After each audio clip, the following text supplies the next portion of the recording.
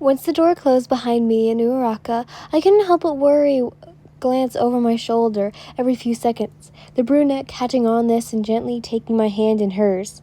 "It's going to be okay," she reassures, a kind glint in her soft brown eyes as I turn to her. With a slight nod, I let out a slight short sigh.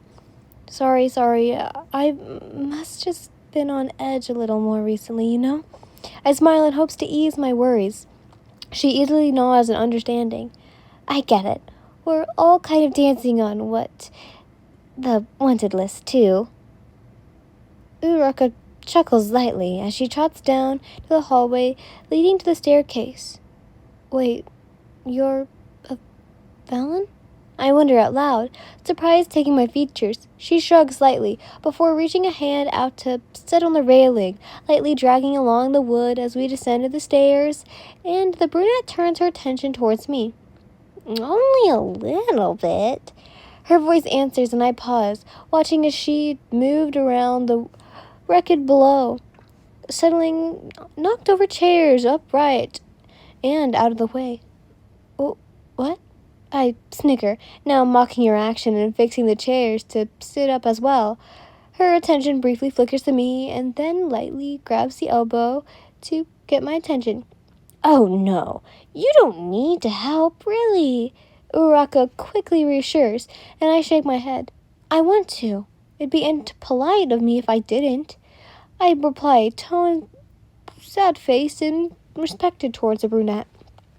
After a little back and forth of her trying to let me know that she could take care of the mess, plus me letting her know that she doesn't need to do it alone, and I could love to help clean up either way, her soft gaze shifts to me for a moment, and then she sighs, a smile brightening her face as she nods.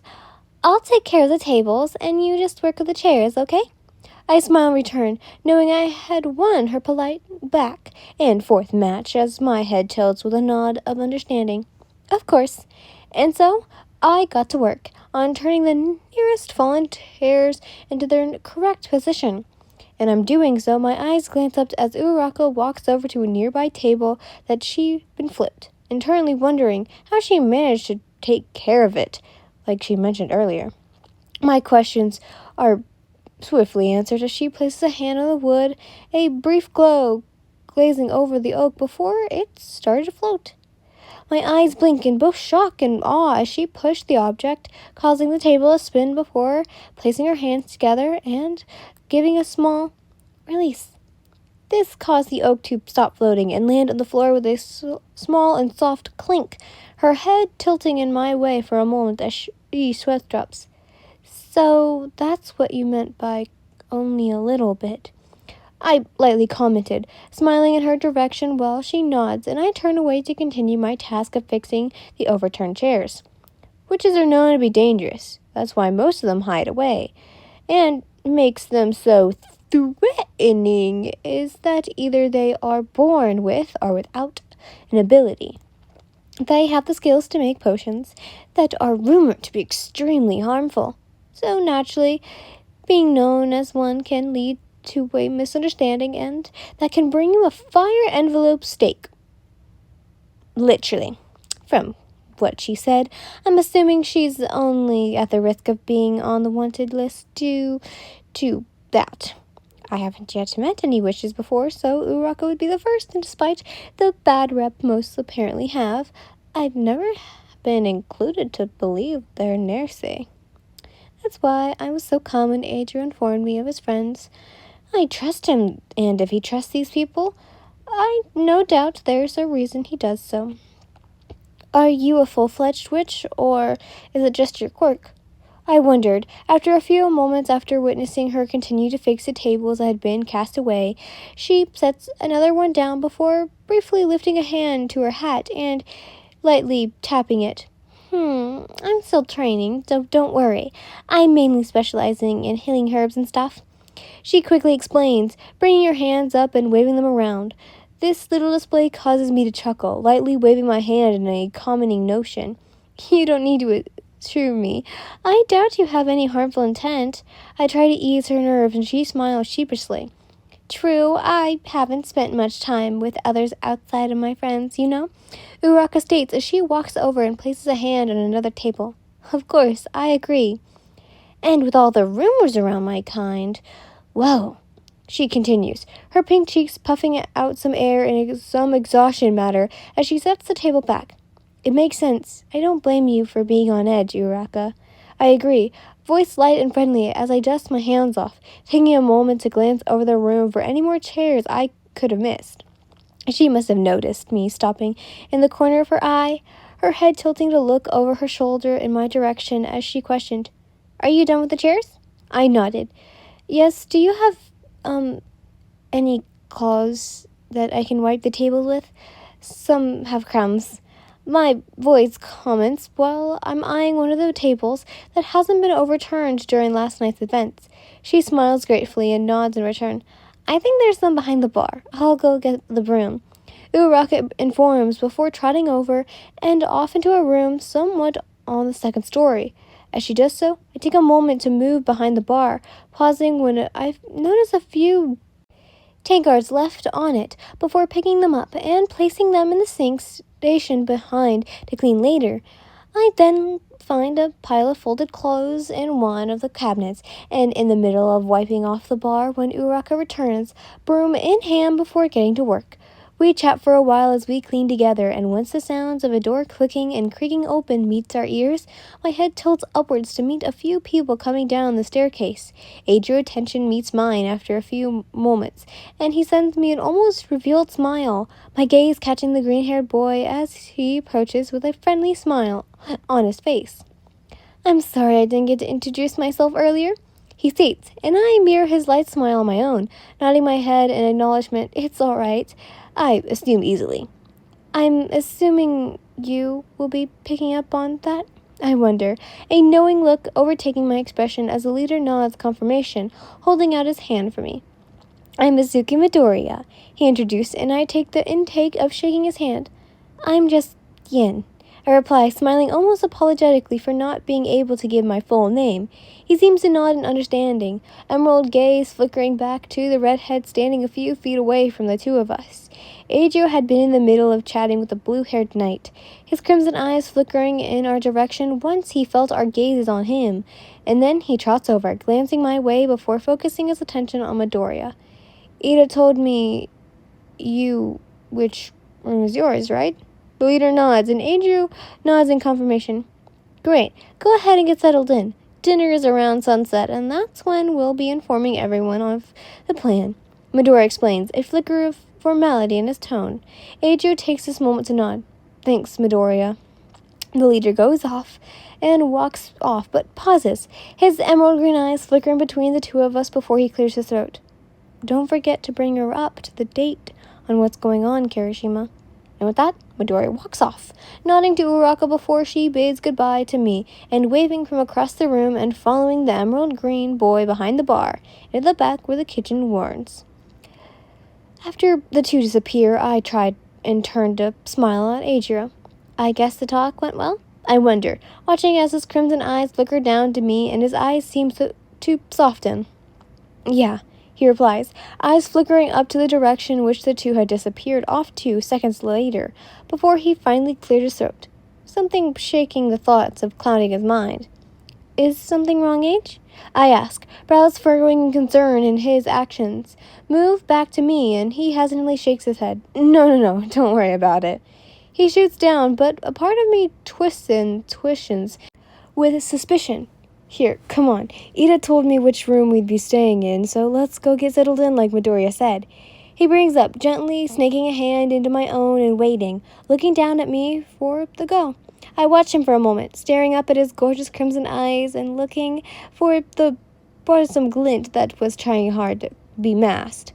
I gently nod my head. "Okay, let's go, Red," I answer, letting him gently tug me to the staircase. As we ascend the wind stairs, my eyes glance upwards and lock on with the black locks of the irises. Sue watches me for a moment, before quickly looking away in a mostly shy manner. Time skip.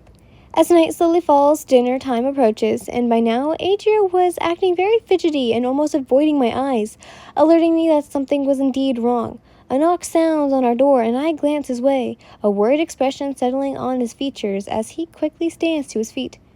"Dinner's ready," the voice calls before moving on to the next door, knocking and repeating the same thing. This is when he approaches me, gently taking my hand in his and leading me over to the door, but before he can open it, I lightly tug on our joined hands to stop him. With a confused glance over his shoulder, I rub soothingly over his knuckles. "Eijiro, what's wrong?"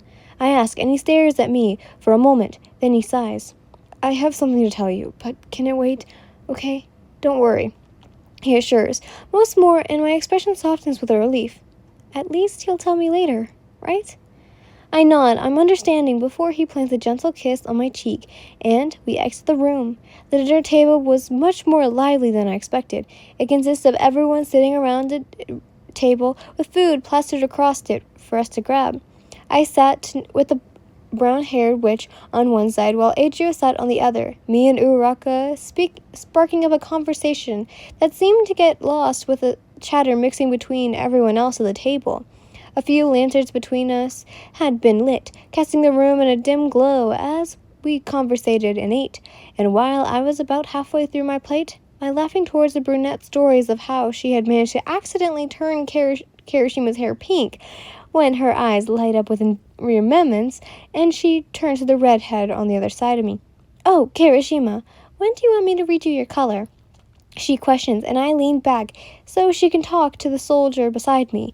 His crimson gaze flickers our way and he smiles, sharp teeth glistening in the lantern light. "I don't mind, just whenever you're up for it.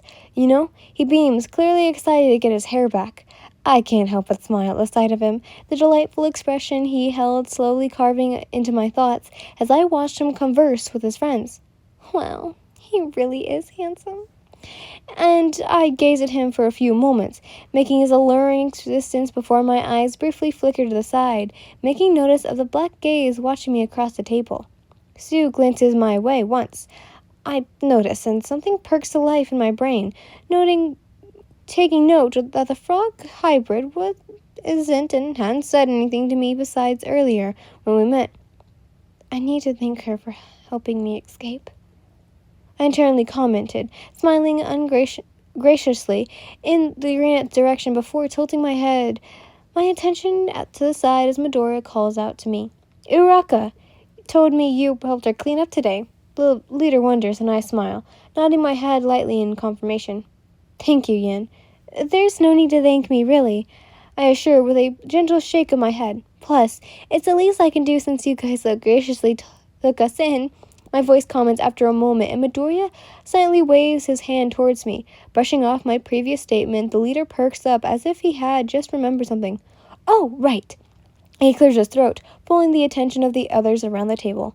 "After tomorrow, we're going on the road again, so everyone please make sure you're all packed up and ready to go," Midoriya announces, earning a couple nods and words of acknowledgement before everyone returned to their food or previous conversation. Eijiro takes this moment to lightly squeeze my hand beneath the table, tugging my attention back towards him. "You're taking all proper again?" he whispers, a hint of chuckle in his tongue. I mentally smack myself on the wrist, gently nervously. "Sorry, it's a habit. I haven't been in a group like this before," I commented, quickly as he smirks. "It's okay. With these people, you can just relax."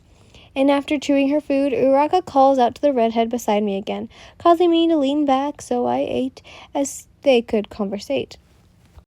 "I'll do your hair tomorrow night so it's fresh when we get to the road." She beams and Eijiro nods in excitement. My eyes immediately soften towards his adorable antics until I get a feeling of eyes on me again. But this time, I ignore it, already knowing who was staring. Oh my god, I'm actually so sad because there's only 5 chapters left, and I think then the epilogue, or it's just 5 chapters in total. Let me see. 1, 2. There's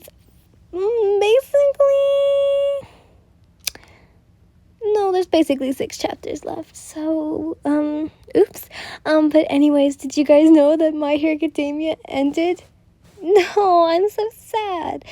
It had been so long. But anyways, speaking of which, since My Hero Academia is coming to a close, I will do one final series for My Hero Academia. So if anyone is watching this, please, please, please, please, just give me, not advice, but some opinions. I have had someone request another Midoriya one, so I will have to be looking for those. But anyways, I hope you guys enjoyed this. I love you so, so, so much. Bye! Mwah!